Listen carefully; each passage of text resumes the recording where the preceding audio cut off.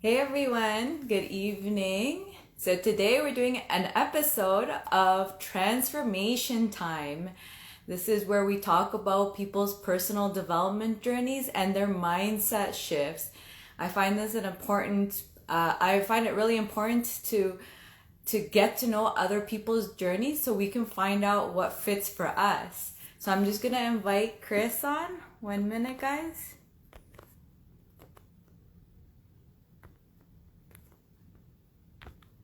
Oh, it's already. I can't invite you, actually. Chris, I think you may have to upgrade your Instagram. I don't know if you want. Yeah, 'cause it's not letting me. So I don't know if you want to quickly jump off, update your Instagram, and then join back on. Let me know. But while we wait, yeah, so this is transformation time. And we get to hear people's personal development journeys, which I think is always a lot of fun to hear how people got to where they are. And I think you guys are really going to be interested with Chris's, just because it's like he started in the same mastermind as I did, but it's amazing what he's been able to accomplish. So let's see Chris's. Okay, thanks. You accept.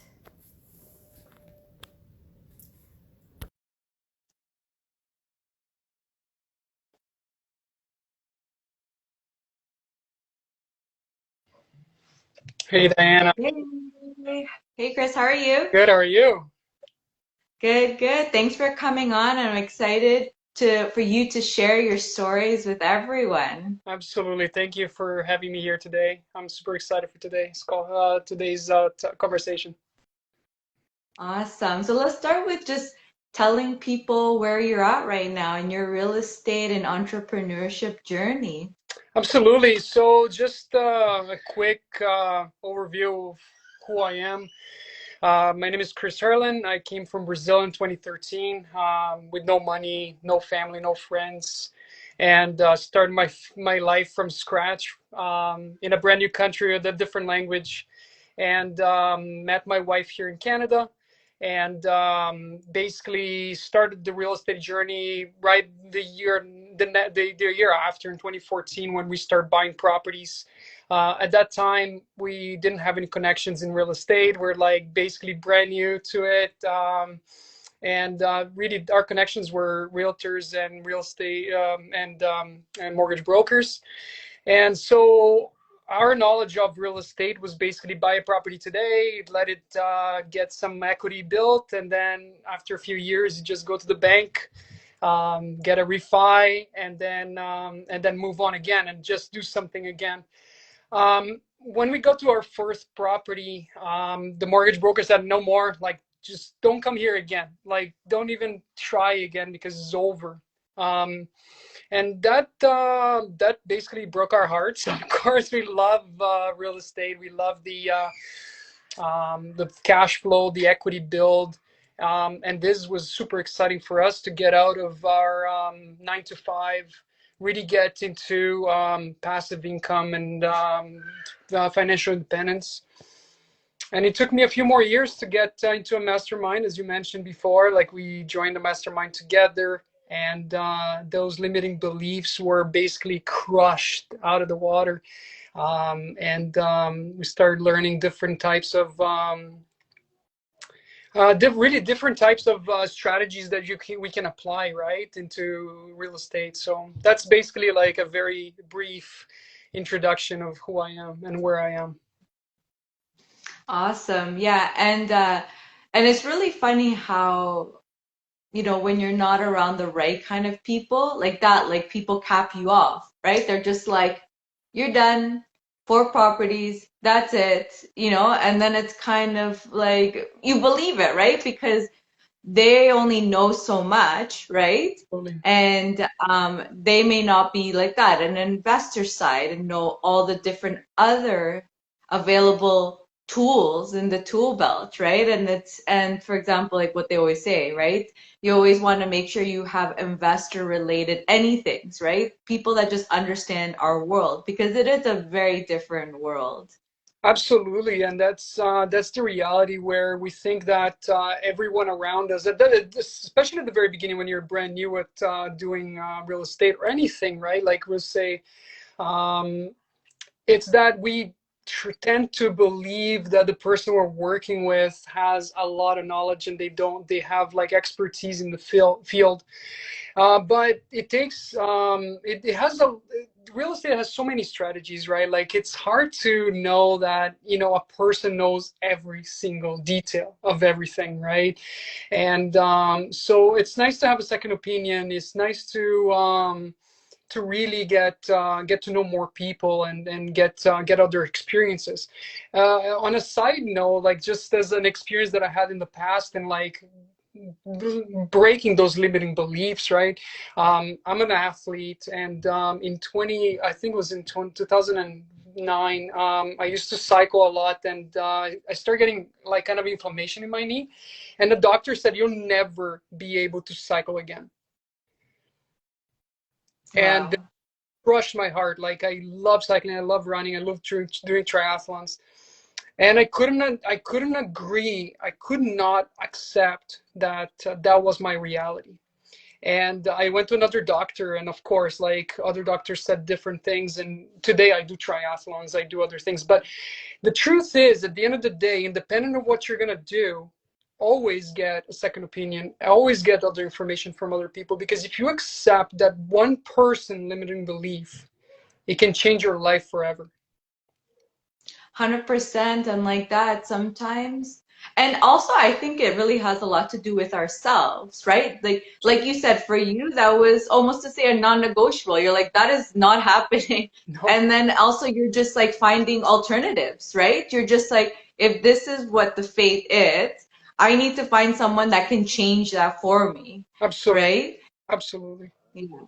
And like that, like you said, like even, yeah, and anything you do, right? There's certain things that people know, and and especially let's say a doctor, right? They know very generic stuff, and then you may have to go to someone completely specialized to actually know if what they're saying is actually true. Or like, for example, maybe you're just willing to invest that much more energy to make sure you're 100% fixed, or like 90, whatever. Like you can make sure that you're in the way that you want to do the things that you want to do. Absolutely, absolutely. In that case, a sports medicine doctor, or like in this case, like in terms of a mortgage broker, someone who knows that about VTBs. Probably she didn't even know that VTBs were available, or like think different strategies that people start doing, right? So, having more people in your team, in your network, is so important. And that's where I believe that when we joined the mastermind together, was that you start getting like not only one person or two people, it's a group of people that have different realities, different experiences,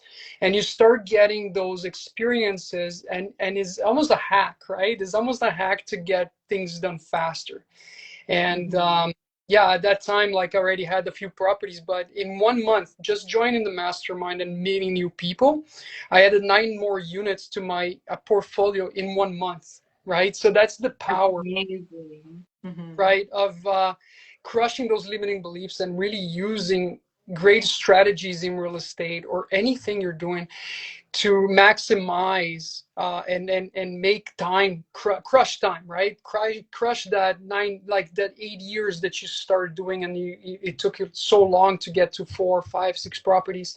Then it takes like a month to get to double what you have. 100%. And now I want to actually go back a little bit when you were talking about that you came to Canada, because that in itself, I feel like is probably something that was a huge mind shift for you.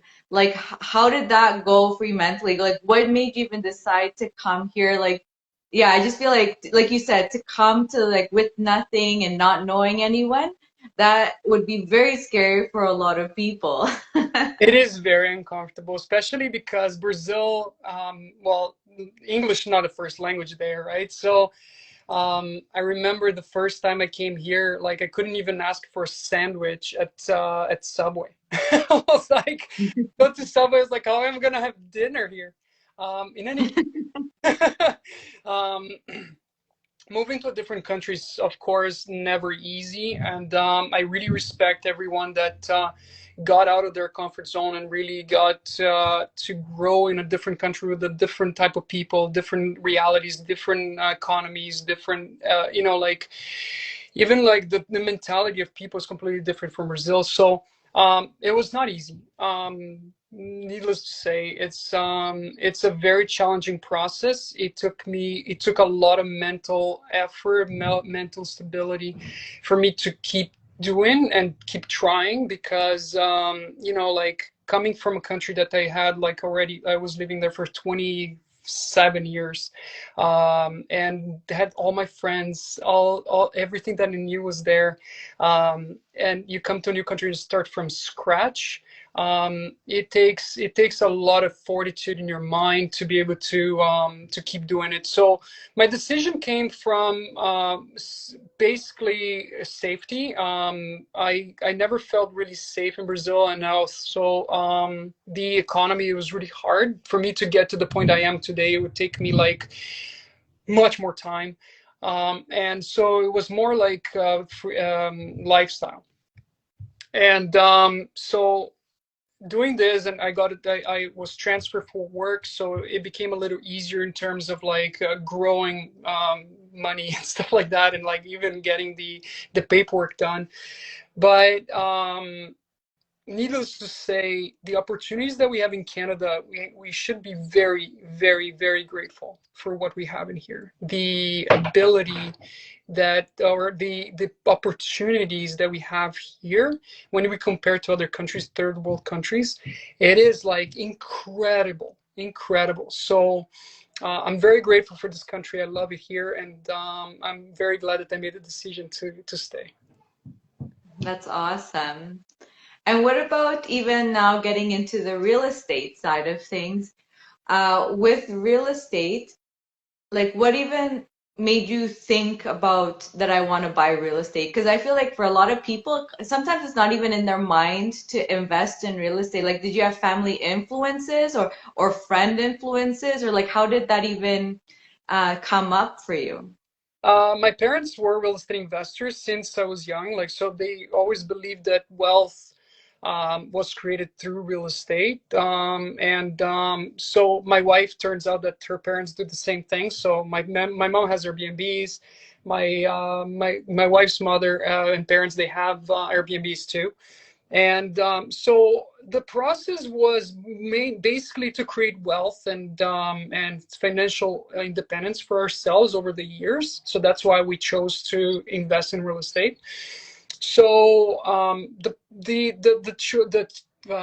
it was more like where we're going to invest, not why we're going to invest and when we're going to start.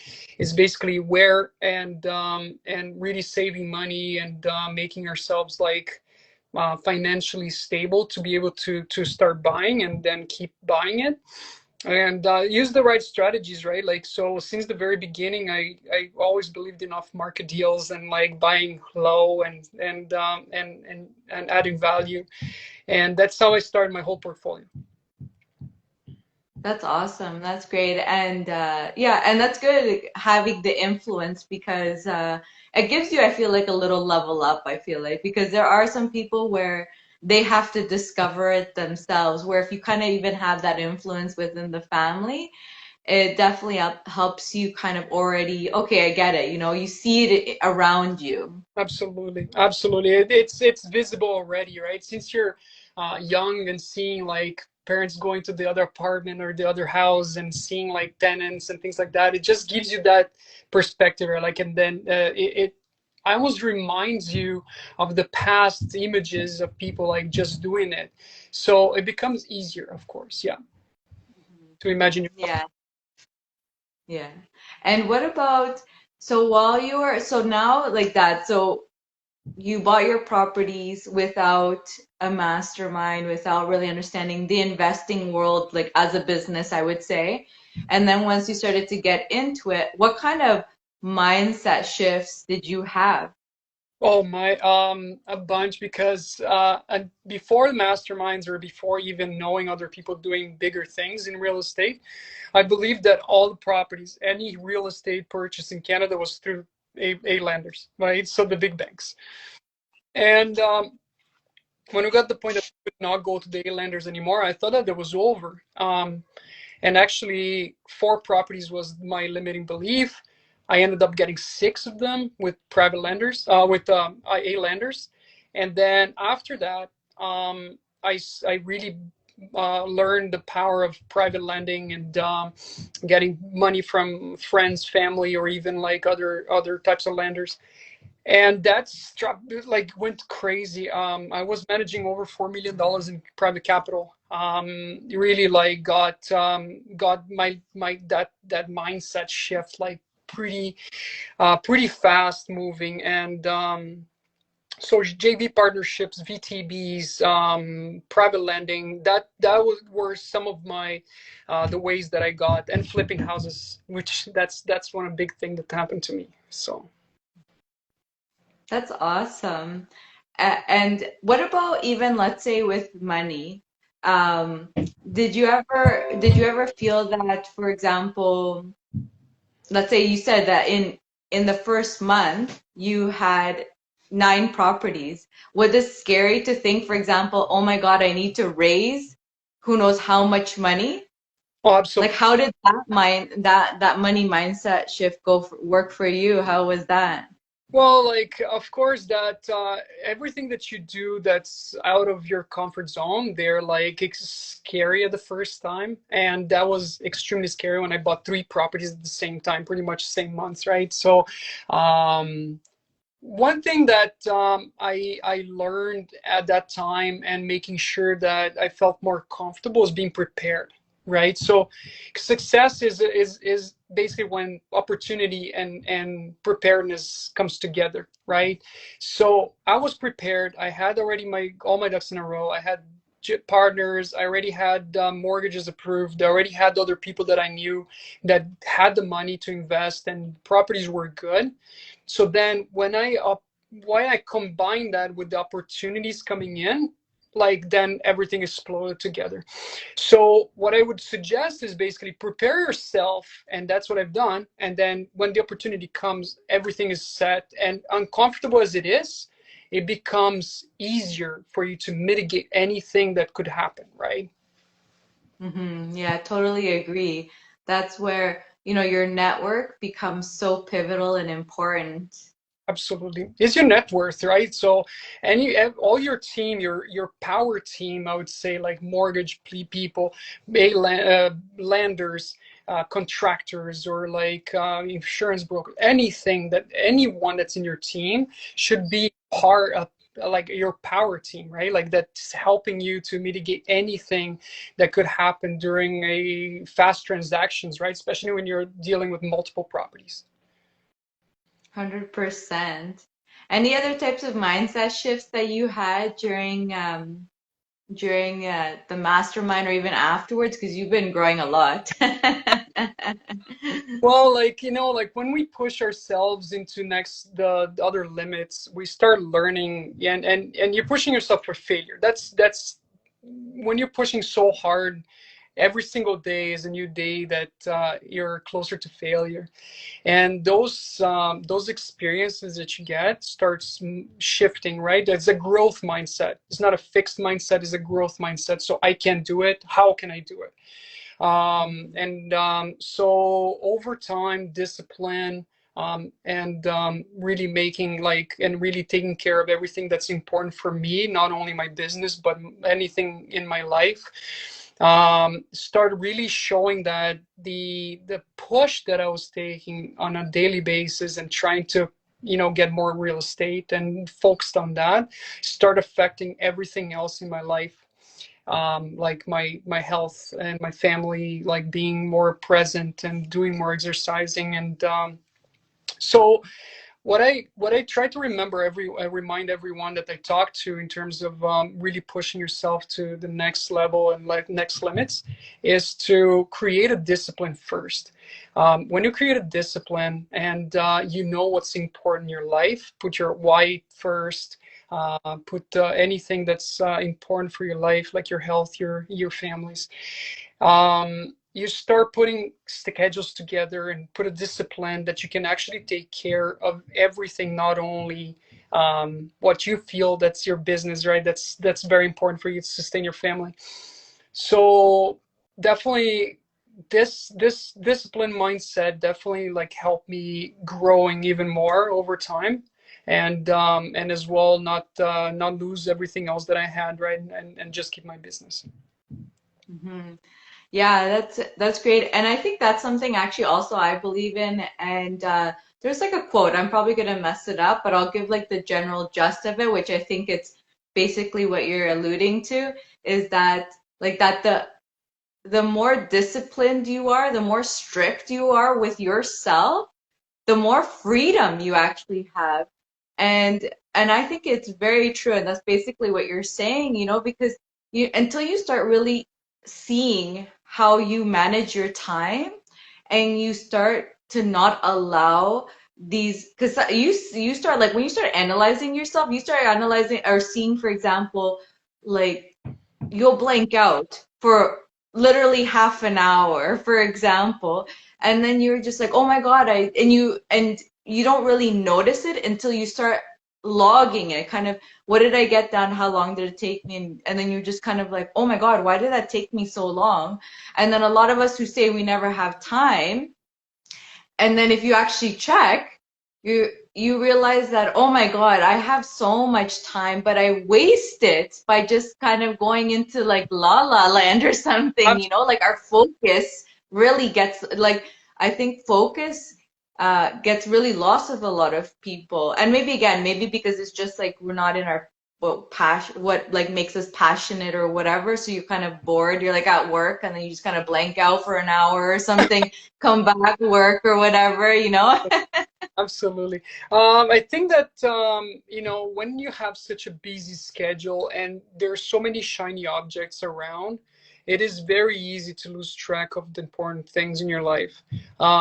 So one of the things I implemented, and I love Ed Milet, I love like, there's this book here that's really good too, The Perfect Week Formula by Craig Ballantyne, where basically you have to put non-negotiables in your schedule and set time, right? So um and Ed Milet says in a different way, where he divides his day in different times. Like, so he doesn't call one day 24 hours, he calls one day 6 hours, for example. And in those 6 hours you try to put as much stuff that you can during the 6 hours. So if you have to do a workout 75 hard, for example, it's a great way to do it, because then it creates a discipline in your schedule. Because if you don't do those things in a certain time, it's becoming like every single day is a snowball effect. So prioritizing the things that you need to do is so important. So that's what I start doing. So I start making blocks. So when you make blocks of activities, it's harder for you to give yourself permission to touch something that is not in your schedule. For example, your phone, like looking at social media and those things. Those are shiny objects that are very, very easy for you to just let it just consume you, right? And over time, those things, there is snowball effect. Because it's just 2 minutes, and then suddenly you're like watching reels for 20 minutes. And this happens, right? Like I see myself right now, I'm doing more than my marketing and things like that. I see myself, like I find myself watching those things to learn, and suddenly you're like, Like watching those. 20 minutes is left somehow. Exactly. And then you love them, and then at the end of the day it's like, well, I had to do a run, I had to do other things like read some books and things like that.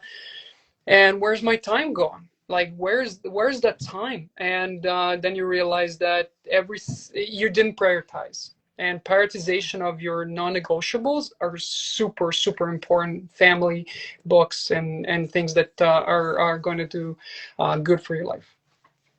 100%. And it just helps you like that focus more enough, because if you're like, it's gonna give, I only give myself, let's say, an hour to get this task done. You kind of like checking the time, right? You're just like, oh my God, I'm getting close to that hour, and you kind of know like you're cutting it off. Then you just feel like you really start honing in and focusing on that task, because like maybe at the beginning you kind of slowly get it done, but then as it starts ticking, you're like, Diana, get on this. What's going on? Like we only have 30 minutes left, and it's probably going to take a little longer or something. So you're like rushing. Absolutely. And then you're rushing, you don't do it with quality, you do it just because it's needed to be done. So really blocking your day is something that I learned, and then today I'm implementing those things. It gets a certain time of the day, I don't touch my phone anymore. It's family time until that time hits, and then I start doing other things, right? So giving those time blocks definitely helps us to give more focus and stay more on track of the things that we need to do. 100%, completely agree. Also, another thing that you spoke about before that I think it's nice to just talk about a little more that I thought was important was that you're talking about basically was it sounded like you're talking about, and I'm wondering if this was a mindset shift on like changing the way you asked your questions. Mm, Because like you were saying, like, for example, this person said, no, you can't get any more mortgages. And then instead of being like, oh, okay, it was more changing the question now to, okay, who can do this for me? Or where can I go? Do you want to just talk a little more about that and how that affected you, or what kind of how you shifted? absolutely. I think that this comes from the book from Robert Kiyosaki, where it's not if I can afford, is how can I afford it, right? With anything else, it changed that mindset, it changed that question. It's completely mind changing. It's mindset change, right? You eliminate the option of failing. You enable yourself to get something every single time just because you're enabling that opportunity. So by going back to the person and saying like, okay, so if this is impossible in this scenario, how can we change the scenario that we can make it happen? Or how can we make it, how can I find somewhere that I can do it? And if the person doesn't know, we move and we search for people, right? That's what I've done with the doctor. If the guy doesn't know how to do it, I'll find another guy that's a specialist at that, a different specialist. And so changing the way that we look at life as nothing is impossible. Nothing's impossible, because if there is, like we with technology and with everything that happened in life, like cars wouldn't exist today if there's someone that questioned that, like we can move at certain speed. So just by allowing yourself to believe that everything is possible, you start questioning things differently. 100%, totally agree. And it becomes very fascinating because it's like your mind really opens up and like that when the answers become very finite, like no, it's not happening. You think you don't look anymore. But once you open it up and you ask the question, then who do I go to or what can I do? I know that I can, like if you yourself know you can do it, you're going to find someone that can solve that problem for you because, yeah, you start realizing that nothing is really ever finite. It's not yes, it's not like a no. There's so much out there. There's so many options out there, and it's just that okay, this person couldn't help me. I need to go find this one. And that's why the network becomes so important, right? Absolutely. And learning every single day, you need to learn something new, Hmm. something that you don't understand, or you cannot just stop there, right? I One of my mentors, I used to do Grant Cardone coaching, and one day he said the power of the word no, K-N-O-W. Knowledge does, K being knowledge and W being wisdom. If you don't work on both of them, growing your knowledge and growing your wisdom, you're left with a no at the middle, right? So every single day you have to ask those questions, and with access of information being so easy right now, being able to search for stuff on the internet, connect with people on Instagram like we're doing today, learning from other people's failures, learning from people's knowledge and wisdom, really gives us the opportunity to never say that this is impossible, right? Yeah, There's so much more. exactly. And like exactly, and like you were saying, and with the network, right? If you can't solve it, then you go to someone. You're like, hey, like, or I'll be like, hey, Chris, like, I'm having this situation happen. Yeah, Do you know anything? Because like I can't seem to figure it out. And then absolutely. maybe you're like, no, I don't. But you know what? This person kind of did something similar. Talk to them, right? And Absolutely. then you just start going through it and finding people. Because in every single field, also, for example, even like lawyers or brokers, right? There's, for example, lawyers that only do real estate deals. They don't do private lands. There's some that have no idea what VTBs are. It's like you have to go and actually be like, what is your niche even, right? Even with a mortgage broker, like what kind of mortgages do you actually do?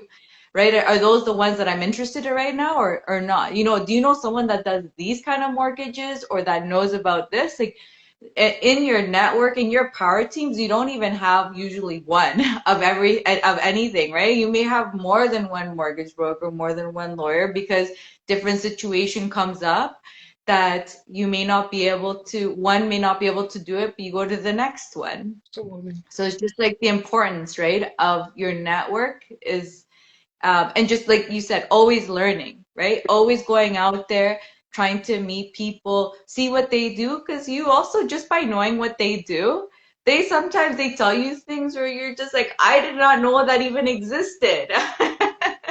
Absolutely. I see this on a daily basis pretty much, like even with contractors, with any service providers. Um, Niche, like sometimes, like we all, like one thing that's true is niche makes you rich. Like riches are in the niches. So some people prefer to be in that little niche, like a realtor that's only sells like very like specific type of homes, another one that sells. But at the same time, that's exactly what you said. You need to find those people that are interested or they have the knowledge on that little niche that you're working on. And sometimes you have to have multiple people because you want to do like VTBs, you want to do private lending, and need to do like other, like like flipping homes, or that changes a little bit of the even insurance. I had to have an insurance broker for long-term rentals and flips. So definitely finding those people that are doing their niche of the business that you're going in, it's super important, and making sure that you're always succeeding and not getting false information. That's basically it. Yeah. Yeah, completely agree. Or like that, just making sure you're getting the right information. Like one of the things that I don't like asking, let's say professionals is asking them, for example, like, are you an investor related realtor? Because they'll say yes always. To me, it's like I rather ask, what kind of properties do you normally sell? Who's your clientele? What kind of clientele do you have? And then you figure out where their niche is. Because sometimes there's lots of people that are like, I do everything. Or like they'll just say yes to everything because they're trying to get the deal, and that can that can ruin a relationship, right? Because you're like, okay, perfect, let's go do this, and then they're struggling, and then that ruins it. And then you're thinking, this person apparently knows how to do this, but I'm not seeing the effects of it. Like I feel like we're struggling for some reason. and What do you think? How has it been for you to find your power teams? Do you have any specific things that you've learned that you try to focus on, or with partners, for example? Absolutely. So finding people is really, really hard, as you know. Like it's finding the right person. Finding people is easy, but finding the right people, right? That 1% is really, really hard. And especially right now that everything's so busy, everyone is doing things, and the more things are happening, the harder it is to really get those 1% people. And so over time, of course, like it was never perfect. As you know, like the mortgage broker was one of them. But over time, you start questioning more and really trying to figure it out through your peers, through your network.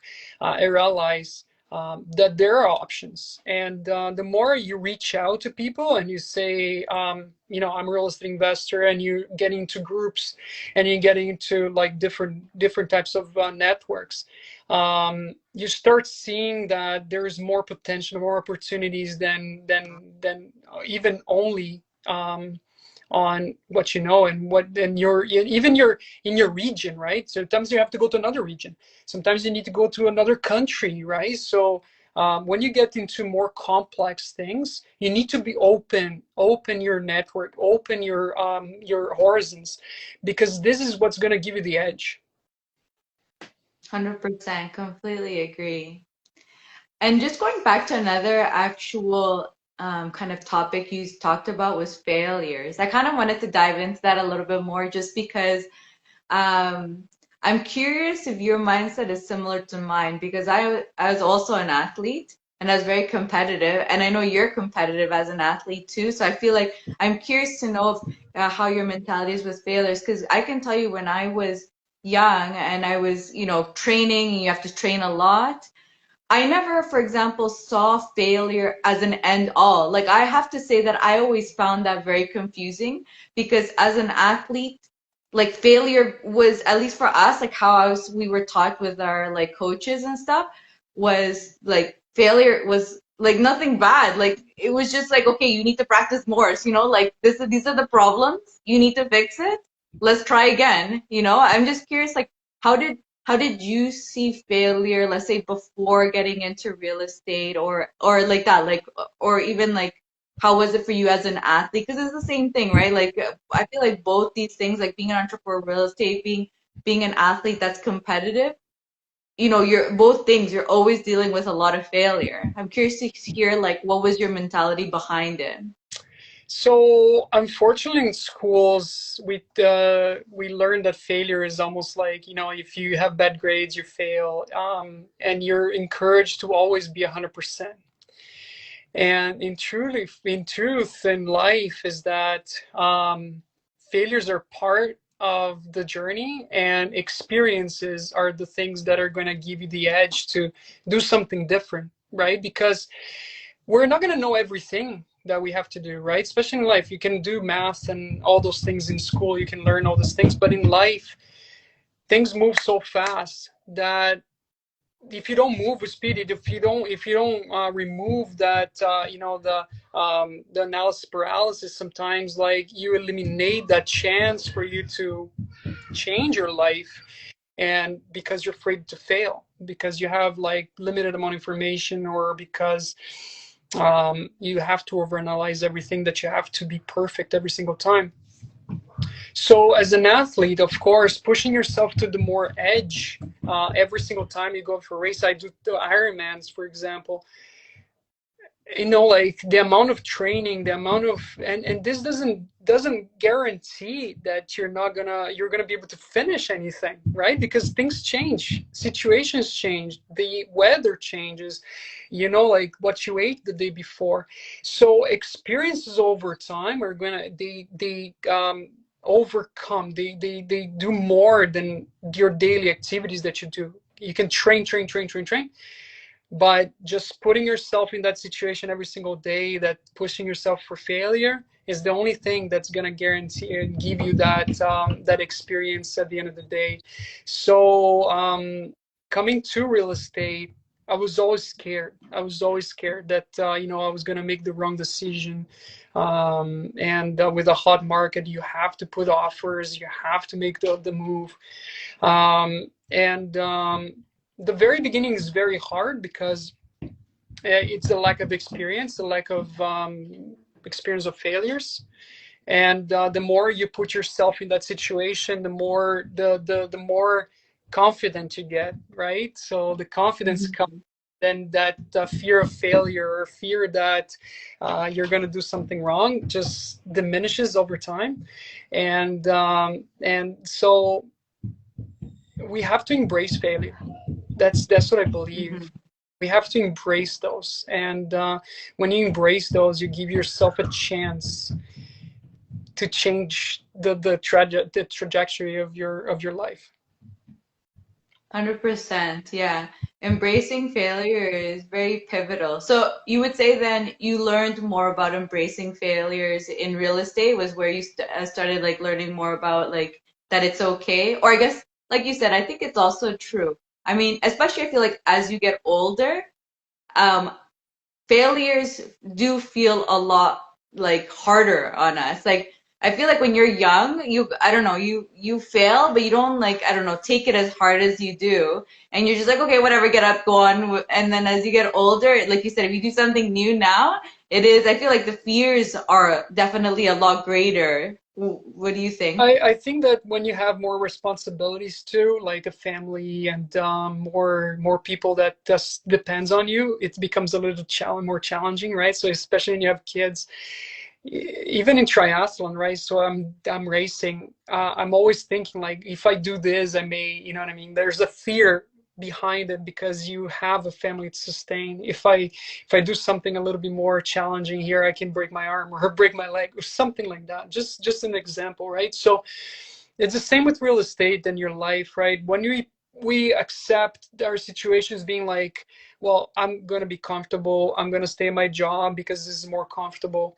um, it's not pushing you to push those failures, right? To push yourself to the failure. So what happens is that when I joined real estate, when I started doing more real estate, you start getting to the point that you're putting yourself more at failure or more susceptible for it because you're on your own. You don't have anyone to come and tell you like, hey, now you have to do this, now you have to do that in the job, right? So um, that's one of the things that I had to learn over time was that when you are by yourself and you're trying to do things, of course, you're responsible for your own activities, but it teaches a lot to be self accountable. And then, and this teaches a lot of things, right? Just being an entrepreneur.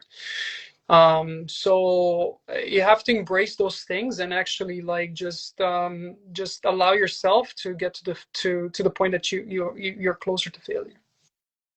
Mm-hmm. Yeah, I completely agree. And I think like I think now that you're in your journey into real estate, like you said, like I think at the beginning the failures were really scary. How are they now? Do they feel kind of not as scary that or do you still like are there certain things that still make you super nervous? Yeah, it's like investing in real estate the way I do very distressed properties. So there's always that question behind, you know what I mean? Like when you buy cheap, cheap, cheap, you have more options to like not to lose money. But at the same time, is what's behind those walls? What is this and what is that? So there's always that question. There's more confidence, of course, because I know what I would do. But there's always that questioning in your head, right? I wouldn't say the fear. Fear for me is something that I crushed. Is face everything and rise, or there's other meanings for fear, but is always being. I think fear could be for me is a self-awareness, is awareness of something that could go wrong. So you're always prepared. Hmm. That's how I approach Yeah, and fear. yeah, and I was gonna say actually with fear too, some people take that as again like something like finite stop like oh my god my mind is telling me that this is scary, I should stop, but it should be more, I feel like, and I'm interested to hear your opinion of more of a reflection of it and more of like an audit, I would say, like why am I scared, and then you kind of see what is making you fear, and then you look into it, am I being illogical about it, or did I miss something, and then you start looking into it. What do you think? Yeah, basically it's analyzing the situation, basically like getting rid of the unknowns, right? So um having fear, like, and using fear as a way to stop what you could do, and what it's unknown for yourself is one way. Or basically using fear as like, I don't know what it is, but because of the knowledge and the wisdom that I acquired, I actually can make I can actually overcome that. right? So it's overcoming the unknowns and having the confidence that you can do that. Hmm. And like that, I feel like you'll always have a level of fear, even with all the knowledge that you gather. Like you'll gather, you're like, you know what, this works. Like you said, like a flip is, I feel like always a very scary thing. You know, you're always like you said, what if I find like the craziest thing behind the wall? Absolutely. Absolutely. But at the same time, like, it's probably like a level of fear that you're comfortable with. You know, that I'm scared, yes, but at the same time, I'm going to do it because I've done my due diligence. I've collected the information, and to the best of my knowledge, this is going like it's going to go, it's going to go well, or we will make sure that it goes well, kind of a thing. Absolutely, and that's the truth, right? When you start over analyzing things, of course you start missing on the things because everything is with speed right now, right? But um, fearing what's not visible, it's basically like accepting that, like what you don't know. You don't know what you don't know. And so 70% of the information is typically how I move. I over the years I got more experience and getting more with more properties, but typically if you want to go 100% of the information, you're going to typically lose the deal because there's not enough time to analyze everything. So do your best analysis, do your best gut feeling, of course, as well. But at the end of the day, taking action is going to go over anything else, right? So um, at the end of the day, you have to take action. Either is Yes, not. completely agree. It is, and like that, it's like you said, you don't know what you don't know, and things will always happen. Even doesn't matter the level of experience. That's not like a deciding factor. It will happen. It's getting over it and learning from it like that. Something unusual happens, even like people that are experienced, something happens, especially like even with the government changing the rules, all these different changes, the economy changing. You can be the most expert, but we can't predict everything. And it's just kind of being comfortable with that and realizing at least that yes, something happened, maybe it didn't work out, maybe even lost money, Yeah, but you learned from it and you're like, next time that's not absolutely. happening. Even with the simple things, right? So like over time, I got more experience with the renovation side, even looking at the properties and looking at the details. But so one of the last properties I purchased, I had a very good friend of mine. They're lawyers, and they were the private lenders, so I never had a problem with them. So it was set to buy everything, and then they at that particular deal, they got the money from Olympia Trust, and I think the person at that the Olympia Trust, they left for the last minute to move the money from the RSP account to the account, and ended up that it was the end of the day. It was before holiday. It didn't close. So when you think Yeah, moving your money to RSPs, that takes 6 weeks. I mean, if it's from RSP to RSP. absolutely it takes time, right? So when you think that everything, even when people like I have enough cash in my bank, everything is going to be all right. Like I analyzed everything, I overanalyzed, and then on the simplest thing that you think that this never going to happen, it goes there on that point. So we don't have control of 100% of the things. We'll never have, because there's many people involved in the process. So even if you think that you're doing everything you can to make everything work, sometimes those little things that you never thought it would be, like they'll happen. And of course, this is a new experience. It 2 weeks later closed another property, the same person. They already had the knowledge that they had to get the RSP moved much in advance. So over time, like even with newer things or like older things, we have to use the best of our experiences, but those experiences come from putting yourself in that situation. 100%. And like that, always things will happen. I can even tell you some things. very small and simple. And I mean, nothing wrong or anything happened, but it's like these little things that like mistakes or whatever happened. You know, I did, and this happened to two people that were new at private lending or receiving private lending, or yeah, like they were borrowers. So I was lending them money. And you know, the day passes that the money is due, and or the day of, and they're like, I haven't seen the money come out of my bank account yet. And you know, they're worried, like, because obviously they don't want to miss their payments. And then and then they're just used to traditionals where like it pulls out the money, right? And in private lending, or at least the options I had given them, it's either post-dated checks or e-transfer. That's my options. That's how I do mine, right?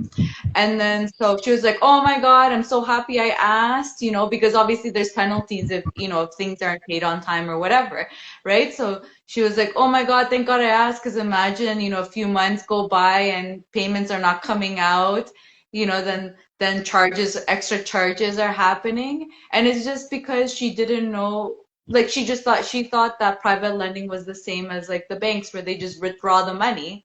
But there you can see something very simple, like how diligent they are. Like you can tell that they're definitely checking their, like making sure that bills are getting paid for and stuff. And same thing, like they both, it was two of them actually. They asked, you know, the money hasn't come out. What's going on? You know, like they're checking up on me. And I was just like, that's really good. I'm like, but actually, I'm like, you guys need to send me the money. I'm like, doesn't go that way. But it's like these little things, whereas the next private lend they do, they're going to already know, okay, what are the terms of the agreement? It's not like the bank, so I kind of need to pay attention that there's private lending, they do different ways. Absolutely. Absolutely. And So there's always going to be things, especially if it's your first time, right? The first times, and even not with even with experienced people, you know, there's always going to be something new or that will come up.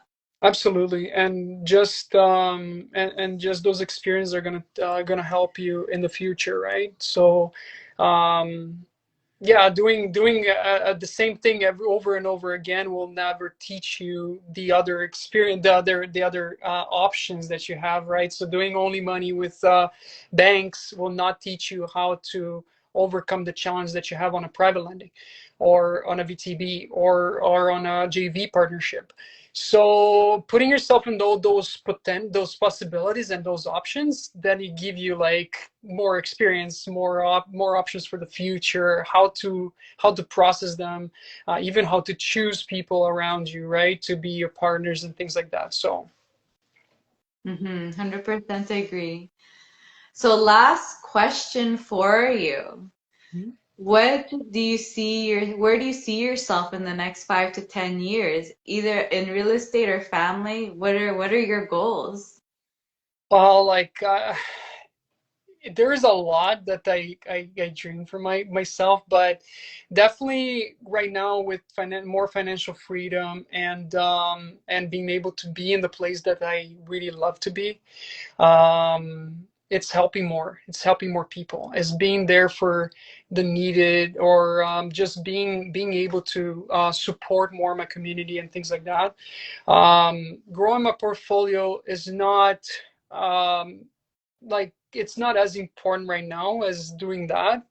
So over time, like goals shift, but definitely it's on my radar to be helping and even being um, travel to third world countries and help building houses and things like that. So there's always a purpose for our lives, and I believe that having that purpose to support and help other people is something that I really want to do.